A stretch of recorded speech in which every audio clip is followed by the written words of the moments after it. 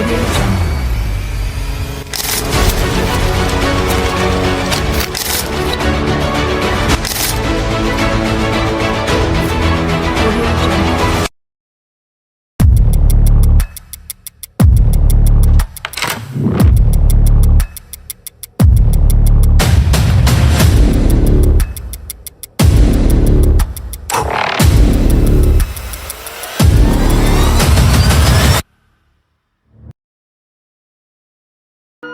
Raden Sagoro, orang pertama di bumi Madura.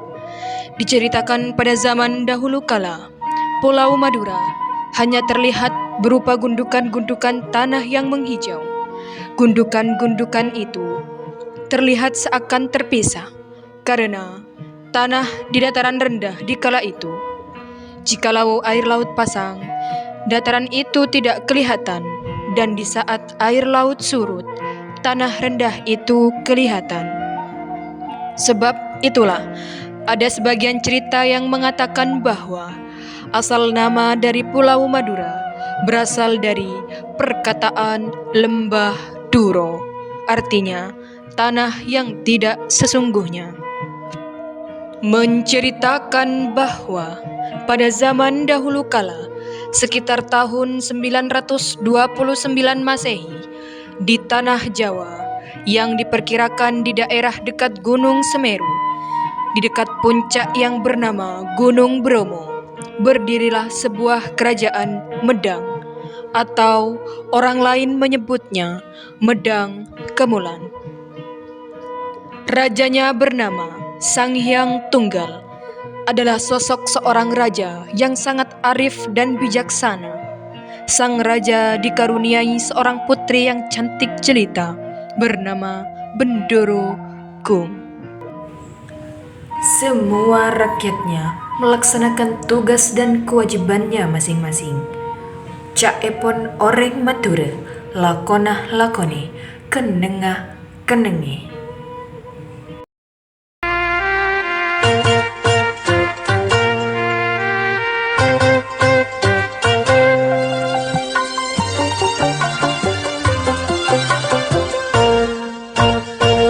Pacer laku arena ponyonara bapak tani setedu konco ngala arek solandu tercapengan.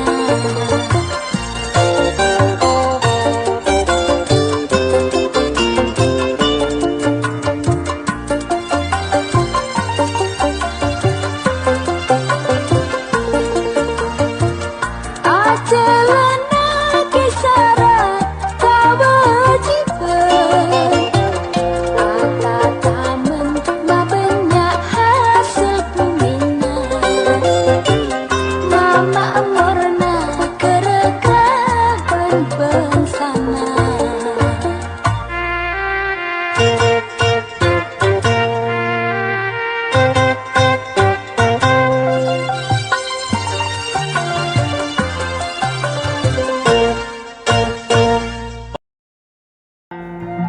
Pada suatu malam, sang putri bermimpi bertemu dengan seorang pemuda tampan dan gagah perkasa bernama Abiyasa.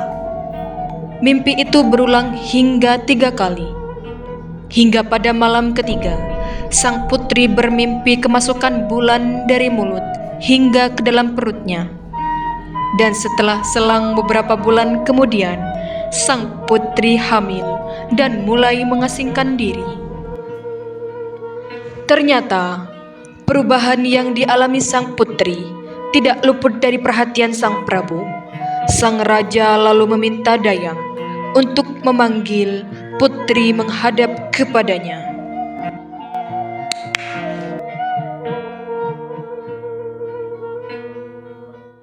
Dayang, panggil Bendoro Gung menghadap kepadaku sekarang juga.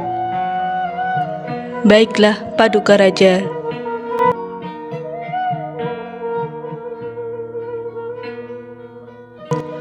Dayang pun membawa putri Bendoro Gung menghadap Paduka Raja. Namun, ketika sang putri menghadap, betapa terkejutnya sang Prabu melihat perubahan badan putri kesayangannya. Anakku, apa yang terjadi padamu, wahai anakku? Mendengar tutur kata ayahnya, maka menangislah sang putri sambil menceritakan hal aneh yang dialaminya.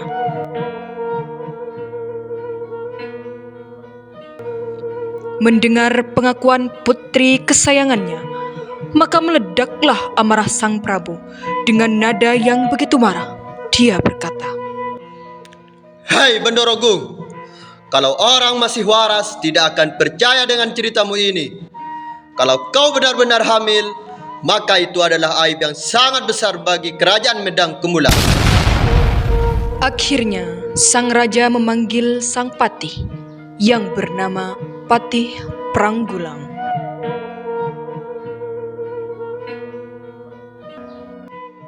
Patih, aku perintahkan kepadamu, bunuh putriku Bendorogu. Aku lebih baik melihat dia mati daripada harus membuatku malu. Patih lalu membawa putri ke hutan belantara. Sesampainya di tengah hutan, sang putri berkata,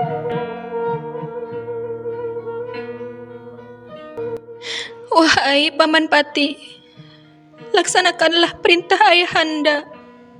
Namun, perlu diketahui oleh Paman Patih bahwa saya tidak bersalah." Patih Pranggulang menghunus pedangnya dan mengayunkan ke leher sang putri. Terjadilah keajaiban. Pedang tersebut jatuh ke tanah. Demikian berulang hingga 3 kali. Sang patih akhirnya yakin bahwa putri tidak bersalah. Putri, maafkan hamba karena sudah tidak percaya kepadamu. Seharusnya pedangku sudah membunuhmu. Tapi lihatlah, bahkan pedangku tidak ingin membunuhmu. Oleh karena itu, Patih Pranggulang memutuskan untuk mengalah dan memilih tidak kembali ke kerajaan. Dan sejak saat itulah, Patih Pranggulang mengganti pakaiannya dengan pakaian biasa dan kepalanya diikat dengan kain poleng, serta merubah namanya menjadi Kiai Poleng. Poleng dalam bahasa Madura adalah kain tenun Madura. Setelah mengganti pakaian, Kiai Poleng memotong kayu dan dirangkai menjadi satu rangkaian seperti perahu yang orang Madura sering menyebutnya kitek. Sebelum sang putri diberangkatkan, Kiai Poleng berpesan bahwa jika butuh pertolongan, hendaknya sang putri menghentakkan kakinya ke tanah sebanyak 3 kali, lalu memanggil Kiai Poleng. Maka seketika itu Kiai Poleng akan datang. Sang putri oleh Kiai Poleng didudukkan di atas rakit dan dihanyutkan ke laut menuju sebuah pulau, yakni Madu Oro. Dengan kata Madu Oro itulah pulau ini diberi nama Madura. Hitek tadi terdampar di gundukan tanah di mana orang sekarang menyebutnya Gunung Keker. Setelah terdampar di Gunung Keker, sang putri kemudian turun, lalu mencari pohon yang cukup rindang untuk berteduh. Setelah didapatinya pohon yang dimaksud, beliau segera memetik daun-daunnya, serta ditata di bawah pohon.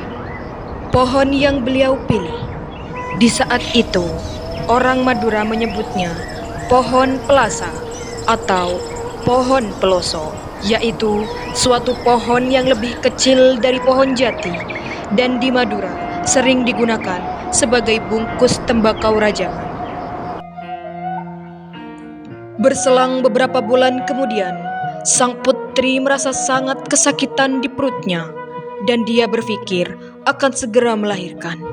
segera sang putri ingat pesan Kiai Poleng dan segera memanggilnya dengan cara yang telah diberitahu.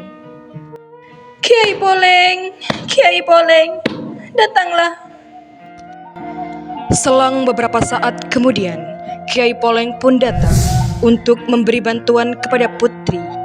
Dan ternyata benarlah apa yang dikatakan Kiai Poleng, karena tak lama kemudian putri melahirkan seorang putra yang sangat rupawan.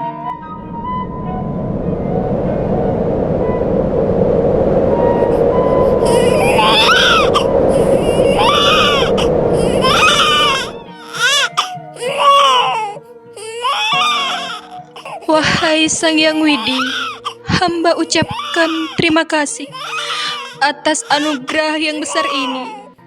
Maka anak ini akan hamba rawat sehingga menjadi seorang yang gagah perkasa. Dan dengan ini, anak ini akan hamba beri nama Raden Sagoro. Sejak saat itulah, Pulau Madura mempunyai penduduk 2 orang, yaitu sang putri bersama anaknya yang bernama Raden Sagoro. Setelah Raden Sagoro lahir, Kiai Poleng menghilang seketika. Namun, beliau sering datang untuk menjenguk sang putri dan juga putranya, serta tidak lupa membawakan makanan berupa buah-buahan.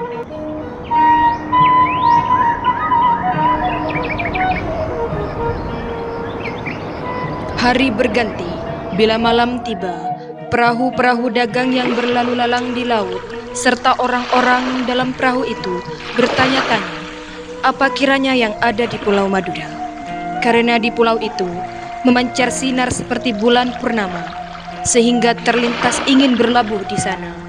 Bahkan orang-orang yang lewat itu selalu berniat, jikalau perniagaannya selamat dan beruntung, maka akan mampir berlabuh di sana dan akan membuat selamatan, serta akan memberikan hadiah kepada yang bersinar itu. Oleh karena itu, sang Raden sering kedatangan tamu dari mereka yang beruntung dan terkabul hajatnya. Namun, sesampainya di tempat itu, mereka keheranan karena di tempat itu hanya dihuni oleh seorang ibu dan anaknya yang masih kecil, sehingga hadiah-hadiah yang mereka niatkan diberikan kepada Raden Sagoro dan ibunya.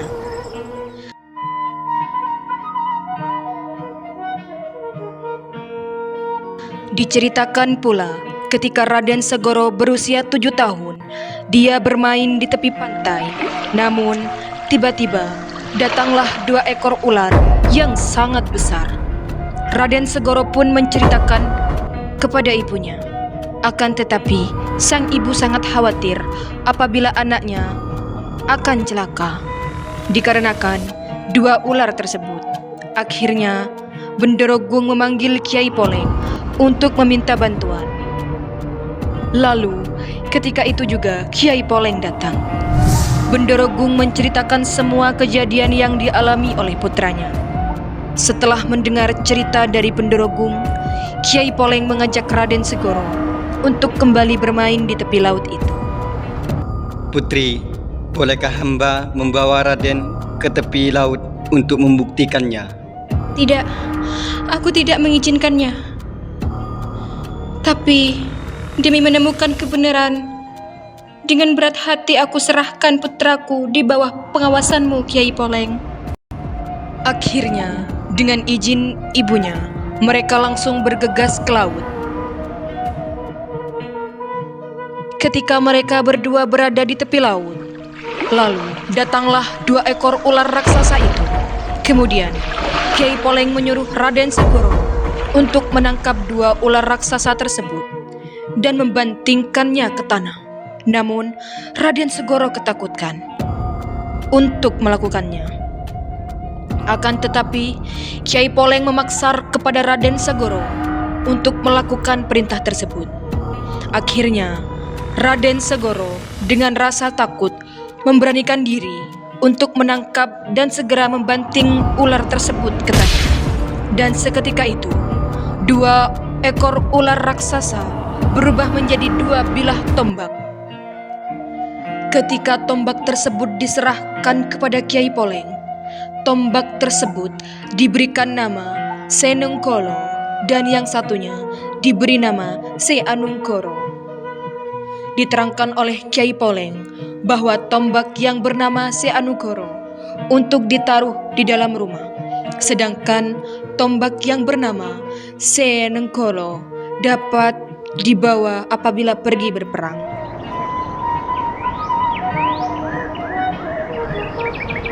Setelah beberapa tahun kemudian, Raden Segoro beserta ibunya berpindah ke arah pesisir pantai utara. Tempat itu diberi nama Desa Nepa karena terdapat banyak sekali pohon nepah.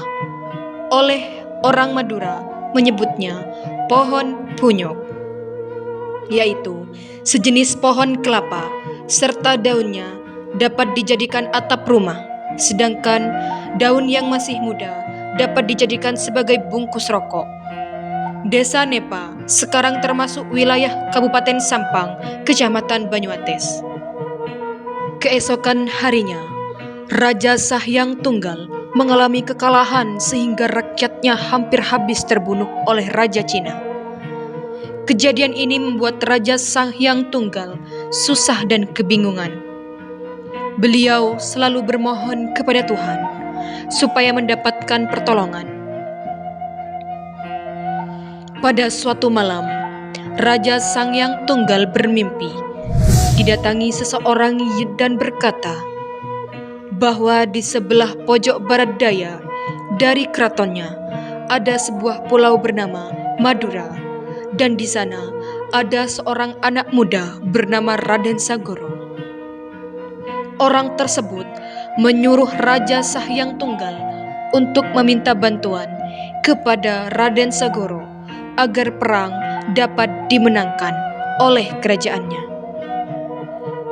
Keesokan harinya, Raja Sahyang Tunggal segera memanggil patihnya dan memerintahkan untuk segera memberangkatkan pasukannya ke tempat yang sudah direncanakan. Patih, semalam aku bermimpi dan mendapatkan petunjuk bahwa di pojok barat daya ada anak kecil yang dapat menolongku. Pergilah dengan membawa pasukan untuk menjemput dan membawanya ke sini. Baiklah Paduka Raja, perintahmu akan hamba laksanakan. Setelah melakukan perjalanan beberapa hari, rombongan prajurit telah sampai ke tujuan.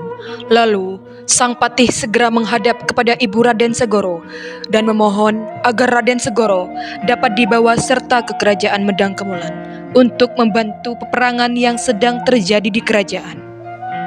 Wahai Nyisana, saya mendapatkan perintah dari Raja Medang Kemulan untuk membawa Raden Segoro ke kerajaan. Medang Kemulan?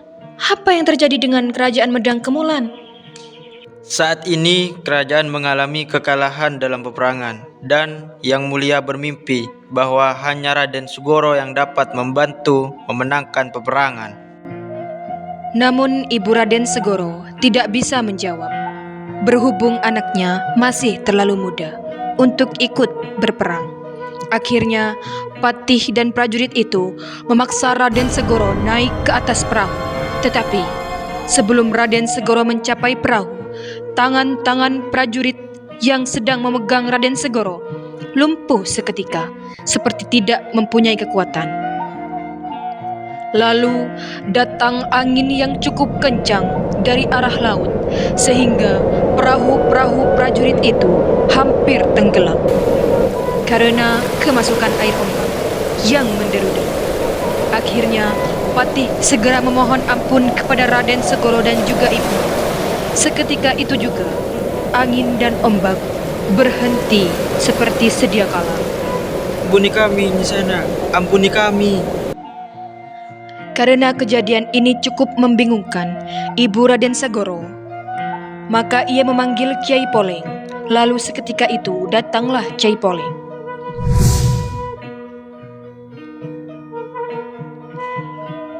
Lalu diceritakanlah semua kejadian yang terjadi. Setelah semua cerita didengarkan Kiai Poleng, beliau cukup mengerti dan memohon izin kepada Ibu Raden Segoro agar memberi restu kepada putranya untuk membantu peperangan kerajaan Medang Kemolan.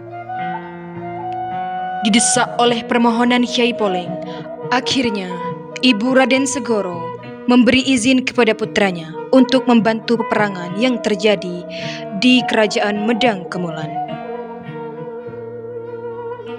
Dengan seizin ibunya, Raden Segoro turut serta bersama para prajurit menuju kerajaan Medang Kemolan. Sedangkan Kiai Poleng turut serta namun tidak dapat dilihat oleh mata telanjang, kecuali Raden Segoro. Tidak bersusah payah menghadapi tentara Cina, sebab atas bimbingan Kiai Poleng cukup dengan ujung tombak yang diarahkan ke arah lawan, maka musuh akan banyak mati karena diserang penyakit secara mendadak. Sedangkan sisanya tidak dapat melarikan diri, sehingga tak satu pun tentara Cina selamat. Orang Madura bilang epakemet, artinya habis tanpa sisa. Raja Sahyang Tunggal segera membuat pesta besar atas kemenangan perangnya dengan negara Cina tersebut. Tidak lupa juga memberikan penghormatan yang tinggi kepada Raden Segoro dan juga ibunya. Atas penghormatan tersebut, Raden Segoro diberi gelar Temenggung Kemet. Atas perintah Yang Mulia Raja, istana pun memanggil beberapa penari untuk ikut memeriahkan perayaan.